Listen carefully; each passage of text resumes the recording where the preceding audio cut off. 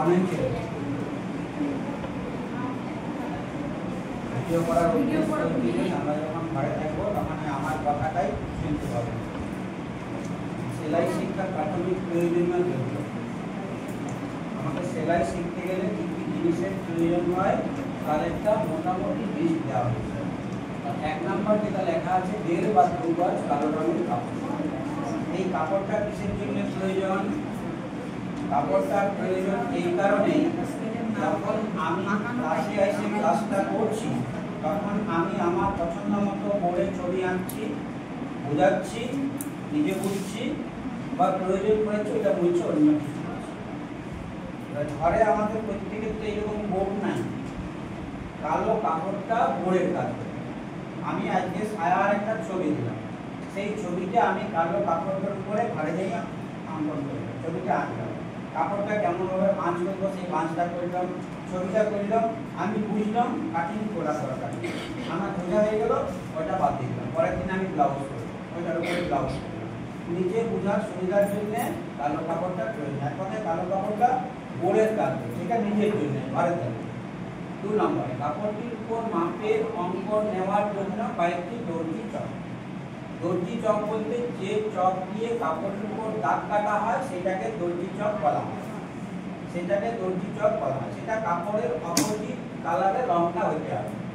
কাপড় যদি লাল রং হয়, আমি লাল রঙের চক দিয়ে যদি করি তো হবে না, সেখানে হয়তো নীল কিংবা সাদা ধরনের চক দিয়ে করতে হবে। চকের রং কয়েকটি নির্দিষ্ট পাওয়া যায়, সব রং পাওয়া যায় না। সাদা পাওয়া যায়, নীল, সাদা, হলুদ, খয়েরি, এইসব রং পাওয়া যায়। ঠিক আছে? তো ওই কাপড়ের অপোজিট কালারের চকটা প্রয়োজন। কাপড়ে দাগ দেওয়ার জন্য মাপ নেওয়ার জন্য একটি ফিতে, যে ফিতাটায় আমরা মাপ নেব, কোনো ব্যক্তির একটা মাপ নিব তখনও ফিতাটার প্রয়োজন, কাপড়ের মাপ করব তখনও ফিতাটার প্রয়োজন। সেই ফিতাটাকে বলা হয় দর্জি টেপ বা মেজারিং টেপ। মেজারিং টেপ বা দর্জি টেপ।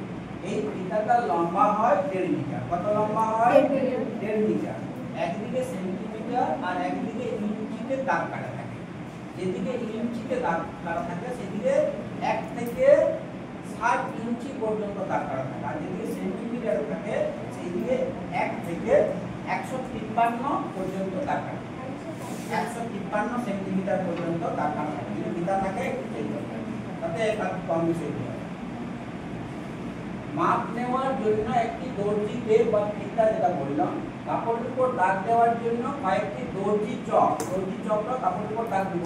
এটা দুবার লেখা হয়ে গেছে, একবারটা মুছে দিতে হবে। 2টি শেপ কাট। শেপ কাট বলতে কাপড়ের উপর বসান করে যে দাগটা দেওয়া হয়, যে স্কেলটা নিয়ে, সেইটা শেপ কাট বলছে। 2 রকমের পাওয়া যায়, একটা সোজা পাওয়া যায়, একটা বাঁকা পাওয়া যায়। আমরা সোজাটা বেশি ব্যবহার করি।